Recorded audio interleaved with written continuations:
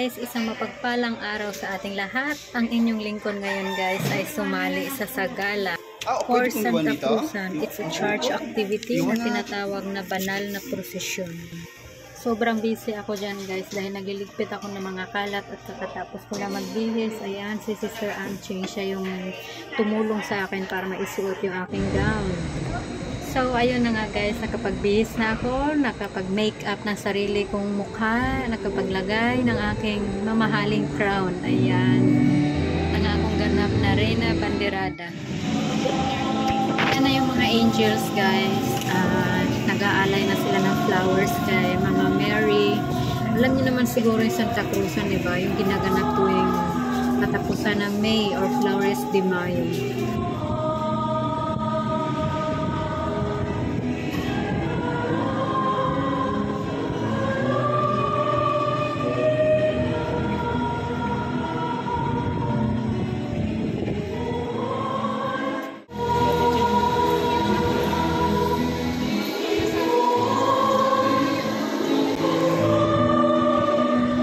Kompleto na yung mga arenas ng Santa Cruzan guys. Pagpasensyahan na ating video guys kasi magulo.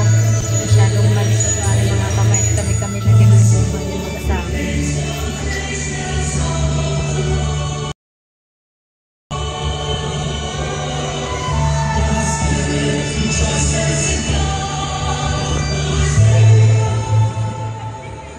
Hindi na maligat ang kanyang konsorte at kanyang asawa na Sir Ricky.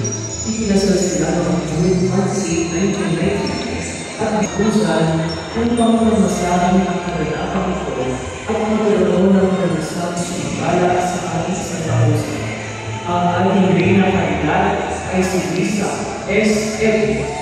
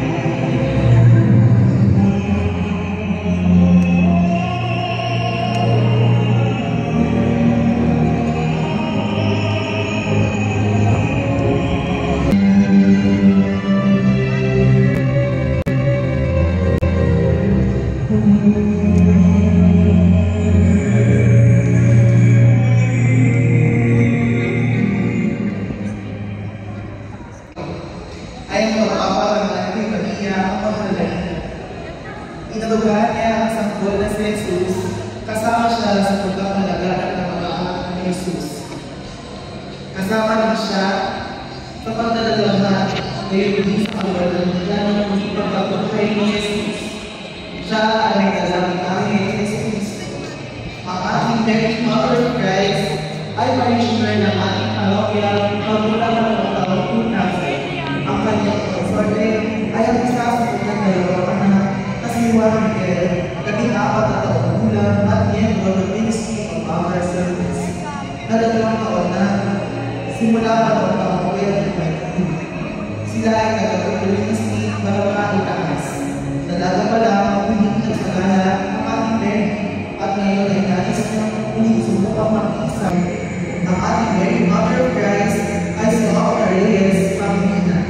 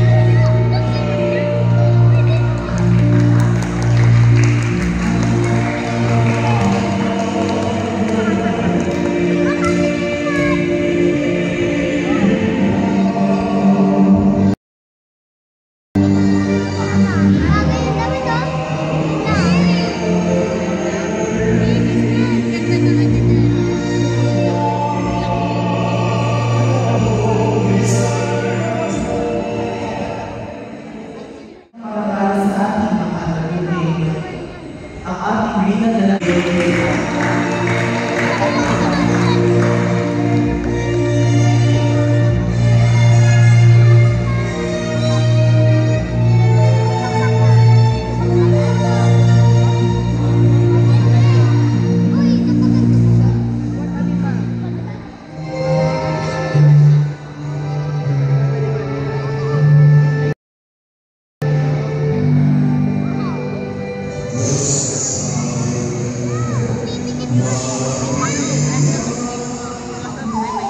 ang ating Reina Paz ay kasapi ng Divine Mercy Prayer Group simula noong 2016 at parishioner ng ating parokya.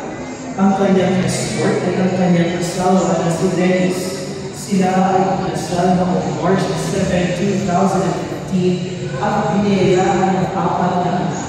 Nakatira sila sa mga tuwing para itaas. Ang pagsaling dito sa Santa Cruzan ay upang maranasan ng magsagala at sinuporta sa ating Sitang Tugis.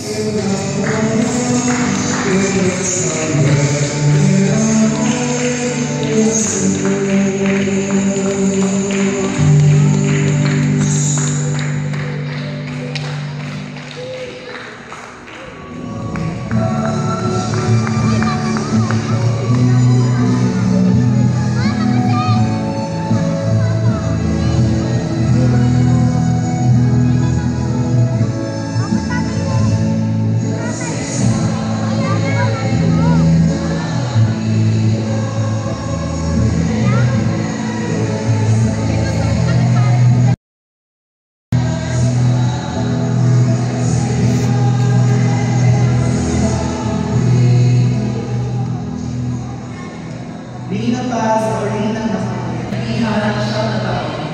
Sila ay Katapapag Street para makakita.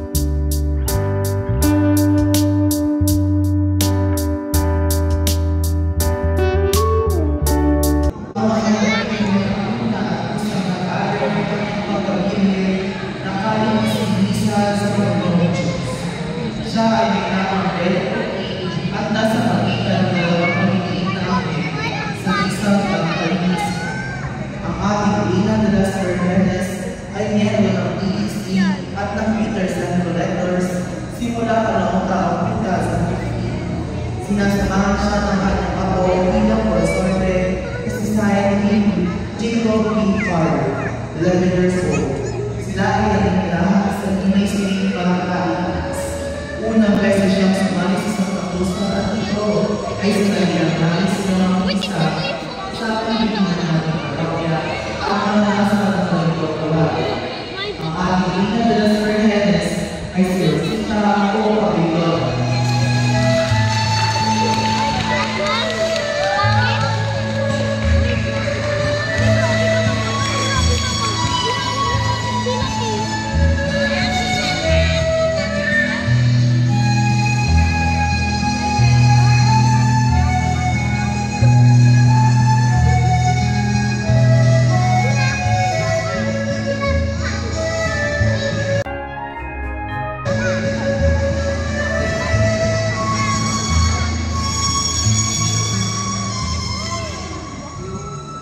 Reina del Santísimo Rosario o Queen of the Most Holy Rosary ay may hawak ng malaking rosaryo. Santísimo Rosario ay si Annabel C. Castrense.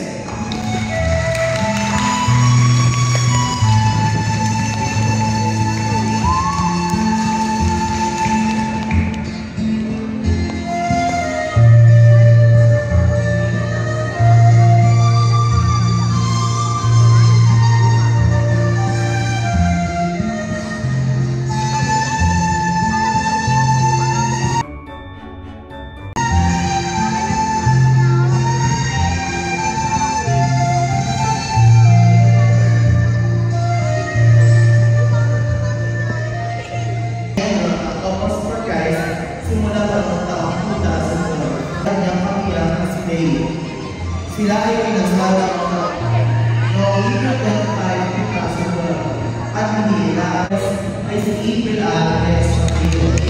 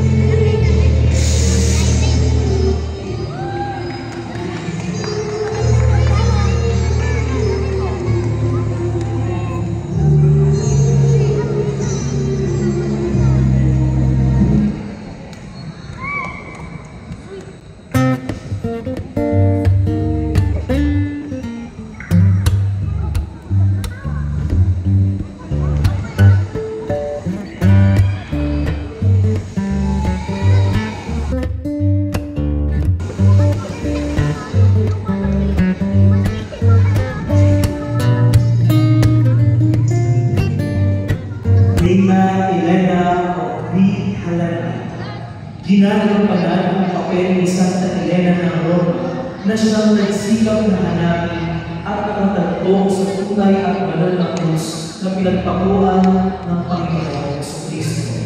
Kaya siya ay may hawak na krus at may kasamang batang konsorte, ang batang naging Emperador Constantino na kumilala sa Kristyanismo bilang relihiyon ng Imperyo ng Roma. Ang ating Reina Elena ay siyang kapamilyo ng Couples for Christ at 8 taon sa France. Ang kanyang escort ay ang kanyang asawa na si Radhi, isang lay minister o miyembro ng Extraordinary Ministers of the Holy Communion of EMHC. Apat ang kanilang mga anak. Sila ay nagbabantay-nilaya, sumayon siyang magsagala upang gulitain ang paghahanap ng tunay ng banal na Diyos ni Jesus. Isa rin itong pagpaparangal sa ating mahal na inang si Maria na maging isa sa mga representative ng Couples for Christ. Ang ating Reina Elena ay rin at Henry.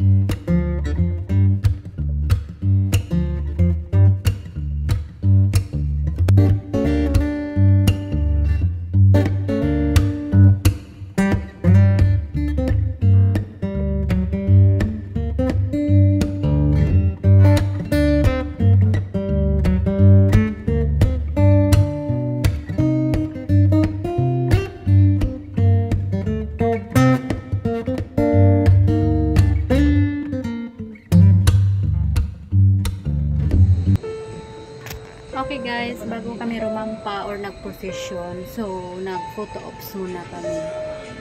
Kung napansin nyo guys, nandito kami sa loob ng simbahan. Kaya, kunti pa lang kami kasi hinihintay pa namin yung ibang dumating para sa aming photo ops. Ayan, si Wilson mukhang inaantok na. Di pa kami nag-uumpisa, inaantok na siya. Pero guys, nag-start na. Ayun, yung iba doon nandun na nakasalang na. Kaya mga 2 oras siguro matatapos dito. Alam nyo ba guys, first time namin mag-asama sumali sa ganitong mga event. Like, ito sa gala. Pareho kami mga mahihain sumali sa mga ganitong pasyon. Kaya pareho kami walang alam kung ano mga dapat namin gawin. So stay lang kayo dyan guys dahil after ito photoshoot namin and mahaba-haba kasi itong video kaya may procession pa kami guys kaya dyan lang muna kayo umalis. Siya nga pala guys, sobra akong nagpapasalamat sa inyo sa walang sawang pagsuporta sa amin munting channel mag-asawa. Si Velasco and Colina Fam sa walang sawang panunood niyo sa mga video guys. Maraming salamat po sa inyo at sa mga nanonood po na hindi pa nakapag-subscribe sa aking channel. Please subscribe naman guys and don't forget to hit the notification bells para updated kayo sa aming mga i-upload mag-asawa. Thank you so much.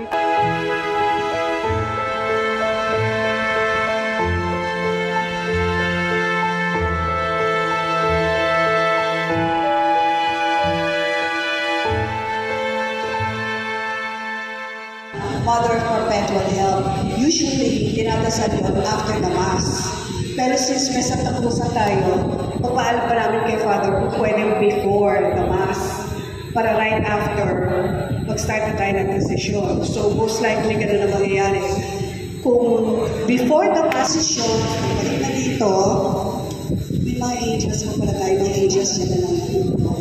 So, after dito, doon kayo pupwesto sa likod. Tignan niyo itong arrangement nyo. 1, 2, 3. So, bali, the last 3, parang ganyan din naayos. Parang ganyan din naayos yun, pero sa likod. Yung 1, 2, 3, the last 3 views.